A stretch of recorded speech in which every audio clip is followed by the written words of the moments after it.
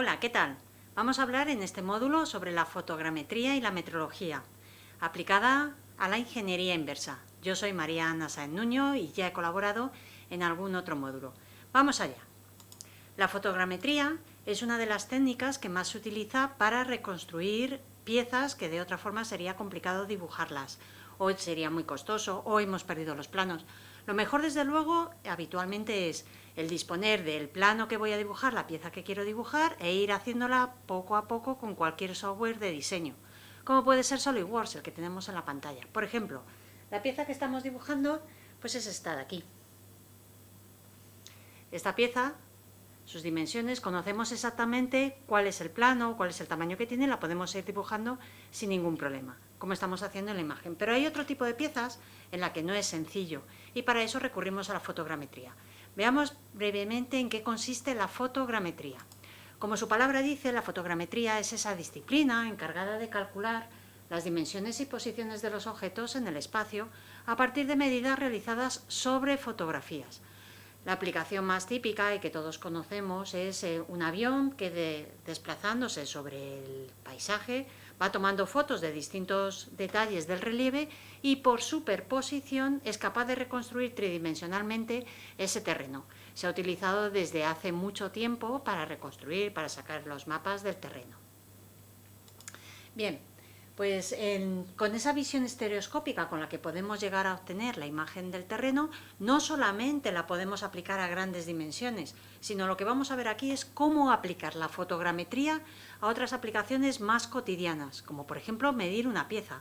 Si yo quisiera reconstruir esta pieza, la que antes hemos dibujado en SolidWorks, puede ser que tenga una superficie compleja, o que lo que necesite no sea demasiada precisión. ¿Cómo reconstruiría yo fotogramétricamente esta pieza? Luego la podré además retocar, es la gran ventaja que tiene. Bueno, pues vamos a ver cómo lo haríamos. Aplicaríamos fotogrametría. Necesitaríamos primero una cámara. Las cámaras fotogramétricas de alta precisión evidentemente tienen unos requisitos, un acabado en las lentes muchísimo más sofisticado que lo que puedan tener nuestros móviles, nuestras cámaras habituales. Pero eso no significa que no podamos hacer fotogrametría con nuestros móviles. Y de hecho lo que vamos a ver aquí es cómo reconstruir una pieza tridimensionalmente utilizando nuestros móviles, utilizando aplicaciones gratuitas y reconstruyendo matemáticamente esa superficie. Y cómo además luego poder retocarlo e incluso fabricarlo tridimensionalmente, lo que se conoce como fabricación aditiva. Muy bien. Pues aquí tenemos cómo podríamos hacer fotogrametría, por ejemplo, no solamente con móviles, sino con otro tipo de cámaras. Es una técnica que se lleva utilizando muchísimo tiempo, en particular en la biomecánica, lo que se conoce como análisis de la marcha. Lo que vemos en la imagen es un laboratorio de biomecánica donde con varias cámaras, son las que aparecen aquí, con esas cámaras nosotros tomamos fotos de la persona andando, donde no solamente reconstruimos tridimensionalmente, espacialmente el objeto, sino que además, como lo vamos viendo en el tiempo, podemos reconstruir en el tiempo una película del movimiento de la persona. Y esto se lleva utilizando muchísimo tiempo en biomecánica, con gran precisión. Bueno, pues este salto que se ha dado no solamente en el ámbito sanitario, donde ya se aplica la metrología, la podemos utilizar en un modo más doméstico, por decirlo de alguna forma, pero igualmente útil y versátil. Vamos allá. Bien, pues recurramos a un móvil cualquiera, un móvil como los que tenemos todos, ya sea Android, ya sea iPhone, el que vosotros queráis. Primero lo que vamos a hacer es tomar fotos de un objeto, por ejemplo, el dragón que tenemos en la imagen, este dragón. ¿Y por qué este dragón? Bueno, pues porque es una superficie relativamente compleja. Si yo tengo que medir con un calibre, con un micrómetro, con una tridimensional esta superficie, podéis imaginar la de irregularidades, las curvaturas, etcétera, que voy a tener. Con lo cual es bastante compleja. Bien, pues este juguete lo que he hecho ha sido sacarle fotos todo alrededor. Para poder luego reconstruir mediante software y poder superponer las imágenes, el software necesita una referencia. Esa referencia la he utilizado simplemente lo que veis en la imagen. Una malla estática, esta, que curiosamente es el logo de mi universidad, evidentemente, bueno, sobre la que he colocado el dragón. He tomado 50 fotos, bueno, realmente he tomado más fotos. He tomado 50 fotos válidas, todo alrededor del dragón, para luego en esa superposición por fotogrametría reconstruir la visión estereoscópica. ¿Y esas fotos a qué software lo he llevado? Pues en la imagen de la transparencia tenéis todos los software gratuitos que hay ahora mismo que podéis utilizar para reconstruir tridimensionalmente el objeto. Es decir, no hay que pagar grandes cantidades de dinero por ello, se puede hacer. La diferencia está entre utilizar una versión gratuita o no gratuita, es el número de fotos que puedes cargar en el archivo y por lo tanto la precisión con la que vas a reconstruir el objeto. En mi caso lo que hice fue una aplicación doméstica para una primera aproximación. Yo no tengo el modelo tridimensional del dragón y quiero tener una aproximación. El que he utilizado de todos los que hay aquí es en particular el 3DF Zephyr, que es el que tenemos abajo, en la parte de abajo de la pantalla. Podríamos utilizar cualquier otro. A mí este me ha servido. Voy a contaros mi experiencia. Bien, lo primero que he hecho ha sido esas 50 fotos, las con suficiente luminosidad, con una iluminación que fuese adecuada. Lo que he hecho ha sido traerlas a software. El software, el paquete informático, lo que ha hecho ha sido esas 50 fotos que de forma secuencial las he ido tomando todo alrededor del dragón, buscando ver todos los detalles. Bueno, pues lo que he hecho ha sido con el software, con la malla de referencia, que es en lo que está apoyado el dragón, lo que ha hecho ha sido el ir orientándolas para reconstruir tridimensionalmente ese objeto. Veamos el resultado. Repito, este software es totalmente gratuito. Lo podemos hacer en cualquier momento. Bueno, lleva un tiempo, va cargando las imágenes, algunas las reconstruye, otras no. Y aquí ya vemos la primera nube de puntos que obtiene. De puntos que ha reconocido, puntos idénticos en las fotos, los va reconstruyendo. Esa nube de puntos, que ya tiene forma de dragón, ya tiene el aspecto del dragón, del juguete que tenemos, ahora lo que hay que hacer es construir una malla. Unir esos puntos para darle la forma de la superficie. Y eso también lo hace el software, con más o menos, cuando luego tenemos más o menos destreza, con más o menos habilidad, podremos llegar a conseguir una malla mejor o peor, pero esto es cuestión de ir practicando. Bueno, y al final lo que tenemos sería esto, este es el dragón reconstruido. No solamente sale el dragón, sino que salen más aspectos que el software no distingue qué es el dragón y qué no es el dragón. Por lo tanto, esto luego, posteriormente, lo que hay que hacer es tratarlo, eliminar los puntos que nos queramos y que nos quedemos con ellos. Errores que vamos a tener desde el punto de vista metrológico. Vamos a pasar a la siguiente. Con esto lo exportaríamos. Si lo exportaríamos a un formato de archivo estándar, en mi caso ha sido un OBJ, porque fácilmente lo podía llamar desde el otro software. Vamos a pasar a la siguiente vídeo, donde vamos a ir viendo en la reconstrucción cómo utilizamos otro software, en este caso MeshLab, para eliminar los puntos que no nos interesen.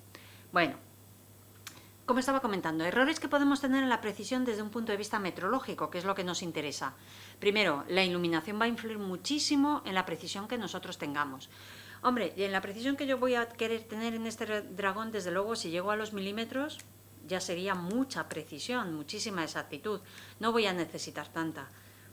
Posiblemente con que me queden 2-3 milímetros es suficiente. Por lo tanto, para mí no ha sido algo crítico. No he tenido precaución en utilizar una iluminación que fuese más difuminada, que no hubiese brillos y demás.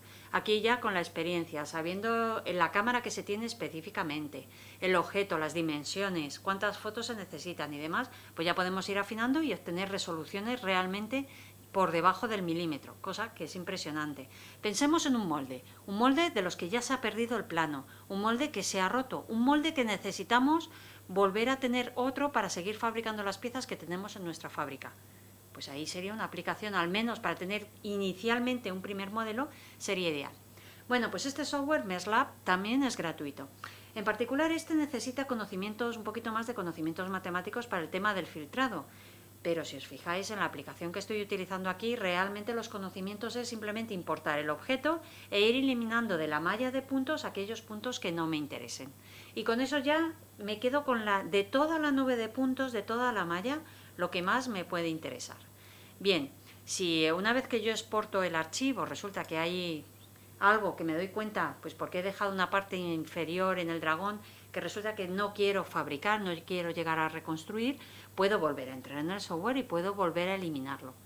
El color y demás también lo puedo tratar, pero como esto es una demostración de cómo podemos nosotros, aplicando ingeniería inversa, reconstruir modelos 3D con una cierta precisión, me he limitado a lo más básico.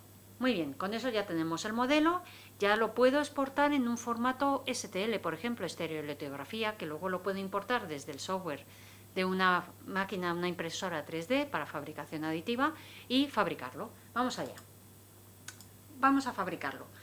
Si yo quisiera fabricarlo convencionalmente, pues utilizando los tornos, las fresadoras, los controles numéricos que hay en cualquier taller de fabricación, lo puedo hacer. Hay multitud de ellos. En nuestro caso, voy a hacerlo en particular para una máquina, una impresora 3D, fabricación aditiva. ¿Por qué? Pues muy sencillo, porque tiene unas superficies muy irregulares, que la cantidad de operaciones que yo necesitaría si tuviera que ir a un torno, una fresadora y demás, serían muy grandes, o incluso fabricar un molde. Entonces voy a restringirme a la fabricación aditiva, pero el proceso podría utilizarlo para posteriormente fabricar esa pieza en un procedimiento más convencional. Bueno, pues si quisiera ir a una fabricación aditiva, sabemos que hay multitud de impresoras 3D para la fabricación aditiva, desde las que tienen los 3 ejes cartesianos normales y corrientes en los que cada uno de los ejes se nos desplazan linealmente, hasta las que realmente trabajan en coordenadas cilíndricas, aunque nosotros las programemos en coordenadas cartesianas. Las hay con una protección externa, las hay sin protección, las hay que utilizan filamento PLA, las hay filamento ABS o incluso orgánico, y las hay de metal. Es decir, hay multitud de opciones, pero el principio de funcionamiento es el mismo. Yo por fotogrametría mido la pieza, obtengo ese modelo 3D y con ello me voy al software en el que lo trato si lo quiero modificar, con lo cual paso a tener algo de control sobre la pieza o incluso puedo insertarle partes nuevas y luego lo fabrico. Bueno, pues veamos el proceso de fabricación en particular con la impresora que yo utilicé. La impresora que yo utilicé es de la marca XYZ Printing, es una pequeñita con un volumen de medición de 15 centímetros cúbicos, por decirlo de alguna forma, 15 centímetros de lado en cada una de las dimensiones, más o menos, aunque realmente útiles son 10 centímetros. Va encerrada, va protegida, pero es una de las que podemos considerar domésticas sencillas. Entonces lo que hice fue ese archivo que había exportado desde MeshLab en formato STL, lo he importado en el software de la impresora y no he hecho ningún tratamiento, ningún filtrado de ruido ni nada, es simplemente el archivo desnudo. He ampliado la escala porque en principio el tamaño que sacaba era un poquito más pequeño y lo que he hecho ha sido, sin tampoco llegar al mismo tamaño del juguete, lo que he hecho ha sido fabricarlo. Y vamos a ver la fabricación, cómo ha quedado. Bueno, pues esto es el proceso de fabricación. Si nos vamos fijando en cada una de las etapas que tenemos, pues al principio hay una pequeña plataforma donde la cama, donde se va a apoyar lo que se va imprimiendo y poco a poco pues va reconstruyendo cada una de las capas. Teniendo en cuenta que el tamaño de este dragón no es muy grande, que la impresora no es especialmente rápida y que la escala final que hice, pues ahora lo veréis, será más o menos como un tercio, un quinto del tamaño real, el tiempo que tardó fueron casi 5 horas. Es bastante tiempo, pero claro, todo depende de la aplicación. Para sacar un molde, una pieza, un modelo tridimensional de un modelo que ya no tengo los planos, pues a lo mejor realmente es algo muy económico. Bueno, en el caso en particular de este dragón, dado que las alas estaban en voladizo, pues hubo que colocar material de soporte. En este vídeo, pues lo que estamos viendo es cómo retiro el material de soporte para que en la parte impresa, pues las alas no se cayeran. Entonces aquí estamos viendo cómo se retira manualmente, es decir, no necesito herramientas sofisticadas para trabajar con una impresora 3D y tener ese primer modelo de la pieza. Bueno, pues este es el dragoncito que fabriqué, el dragoncito 3D. Entonces, si lo vemos, pues se parece bastante, tiene una precisión muy buena, muy adecuada al tiempo que se ha tardado, las herramientas que se han utilizado y el poco tratamiento de la información que se ha hecho. Claro, si yo trabajo en el suavizado de la superficie, si invierto tiempo en el acabado superficial, en formas, si además utilizo un comparador mecánico, una tridimensional, y ajusto o voy buscando más el ajustarme a una cierta tolerancia geométrica dimensional, puedo obtener ya la precisión que yo necesite, la precisión que yo quiera. No vamos a entrar aquí en detalle, simplemente os estoy mostrando lo que se puede llegar a hacer. Bueno, ¿y qué es lo que hacemos entonces en la parte metrológica, esa parte de ingeniería inversa? ¿Qué es lo que haríamos? Pues si yo ya tengo, lo habitual es, yo ya tengo el plano y del plano construyo la pieza y verifico con un instrumento que normalmente buscamos que tenga una incertidumbre expandida inferior al 10% del intervalo de tolerancia. ¿Ahora qué hacemos en ingeniería inversa? Porque en ingeniería inversa lo que tengo es la pieza real, no tengo el plano. Lo que quiero es sacar el plano. Tengo la pieza y quiero sacar el plano, en lugar de hacerlo en el proceso habitualmente metrológico. Es decir, tengo la pieza, pues vamos a seguir la misma norma, la ISO GPS 14253-1. ¿Cómo sacar el plano? Pues despejo de la ecuación anterior, muy fácil. Pues si antes buscaba una incertidumbre que fuera inferior al 10% del intervalo de tolerancia, ahora lo que voy a hacer es, a partir de la incertidumbre de la medición que yo tengo, con el instrumento que vaya a medir, lo multiplico por 10 y eso me va a dar una idea del intervalo de tolerancia a asignarle a la pieza en esta primera reconstrucción. Luego ya podré yo remodelar la pieza, rediseñarla y mejorar su intervalo de tolerancia, especialmente en aquellas superficies funcionales. Para eso tengo que tener claro la funcionalidad de la pieza, evidentemente. Pues mido la pieza. En este caso vemos una imagen de cómo estamos midiendo la pieza sencillamente con un calibre. Al principio no necesitamos precisión, lo que queremos es reconstruir y obtener ese modelo tridimensional. A cada una de las cotas le ponemos un nombre y le medimos varias veces. Y ahora de esas medidas, ¿qué hacemos? ¿Nos quedamos con la media y entonces la desviación es lo que consideramos la incertidumbre? Bueno, pues nos hemos dado cuenta que es bastante más útil si en lugar de coger la media nos quedamos con la mediana y la incertidumbre lo asignamos a ese rango que vamos a tener hacia cada lado. Ese intervalo total de tolerancia lo buscamos en la tabla ISO, en las normas ISO, le asignamos un intervalo de tolerancia y como primera aproximación para obtener el modelo virtual es lo más aconsejable. Normalmente se estrecha muchísimo más el intervalo de tolerancia que si usásemos la media, aunque no sea estrictamente lo que se aplica cuando hacemos el cálculo de incertidumbres. Pero recordemos, cuando hacemos el cálculo de incertidumbres, yo tengo el plano, tengo la pieza y mido varias veces y saco un valor medio, convencionalmente, que es el valor convencionalmente verdadero más aproximado al valor real. Aquí lo que estoy haciendo es, tengo una pieza, tengo un dragón, una pieza más o menos complicada y lo que quiero es sacar una primera aproximación de cómo debería ser el plano de esa pieza. Pensemos además que esa pieza posiblemente que está deteriorada, de la que quiero el plano porque quiero volver a hacer una pieza nueva, va a tener una variabilidad muchísimo mayor que si fuera una pieza recién fabricada. Con lo cual nos interesa ir a intervalos de tolerancia relativamente bajos. Pensemos también que tal es la variabilidad en las piezas, que muchas veces los intervalos de tolerancia que se acaban asignando no bajan del grado de calidad 15 o 16, con lo cual ya dependiendo de la aplicación podremos ir a unos u otros valores. Eso lo vamos viendo sobre la práctica. Es aconsejable también el irnos a una posición en el intervalo de tolerancia de calidad JS, ¿de acuerdo? Una posición JS que sea simétrico. Al principio lo más conveniente es no complicarse. Luego ya si hay unas razones por el diseño, por la función de la pieza, que nos interese irnos a otra posición de la zona de tolerancia, a otros intervalos, entonces lo hacemos. Bueno, pues con eso tendríamos para cada una de las cotas, que en la pieza en particular de la imagen habíamos llamado A, B, C, D, E, F, G, unos valores que sería la media, tendríamos los valores medios, el mínimo, el máximo, y con ello podríamos calcular la dispersión, pero también cuál es la mediana, que es la penúltima columna que tenemos, la última columna es el número de medidas que hemos hecho, el rango y podríamos asignar un intervalo de tolerancia. Resumiendo, nosotros tenemos un modelo físico de una pieza que por la razón que sea no tengo el plano y quiero tenerlo, o quiero reconstruir. Cuando hablo de plano también me refiero al modelo virtual. Puedo utilizar la fotogrametría o la metrología convencional para reconstruir ese modelo virtual. Con un postprocesado puedo asegurar conseguir la calidad, las tolerancias y el acabado que yo necesite. Ese postprocesado lo puedo hacer en el caso de fotogrametría, como he mostrado, o bien tratando directamente sobre el archivo que esté trabajando en un AutoCAD, en un SolidWorks, en un SolidEdge, en la aplicación que tengamos.